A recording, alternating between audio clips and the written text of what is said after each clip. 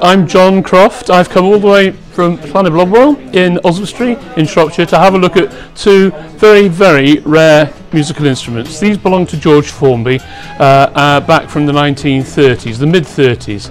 He used this one, this is called a keech. He used this one not in the film Boots Boots, but he used it in the film No Limit. That was his first film for Ealing Studios, made in I think 1935 and showed in 1935-36, but it was definitely this one. It had a most unusual end of the fingerboard which extended over the fingerhole, had a tapered peg head, it had the word keech there. The other very similar one he had was a Jose Fernandez from Spain, which was used in Boots Boots. It had more binding around the side, a very similar uke, but the finer points were different. Wonderful to see it again after all these years. Earned more than the top 3 Hollywood film stars put together, went all over the world, and he was famous for his concerts and going where the Army was and the Navy and the Air Force during the war and supporting them. And it's still got a lovely tone, fitted with, despite the sellotape on the back, but hey, if this had been around, we'd all been around like this ukulele had been around, then we'd have had sellotape on our backs too. Original case, fantastic to see it again. We think that this long scale keech ukulele will fetch in excess of £6,000 easily.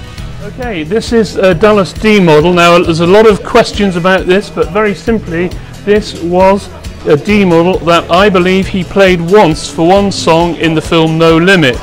He was given it by the Houghton Company in Birmingham as a prototype, and I know that because on the back of it the serial number D/1000 and the final 0 has an 1 stamped over it.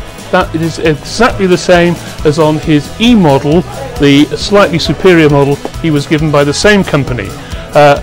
Ironic, well not ironic, they both got the same overstamped serial number, which for me is carte blanche evidence. They weren't put into production until 1938. He was given them before to try them out.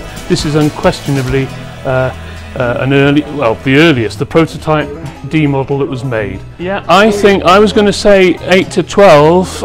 Having seen it, I think it would probably fetch more than that. It's absolutely amazing to see these two old banjo, well, one old ukulele, one old banjolele. I haven't seen this one.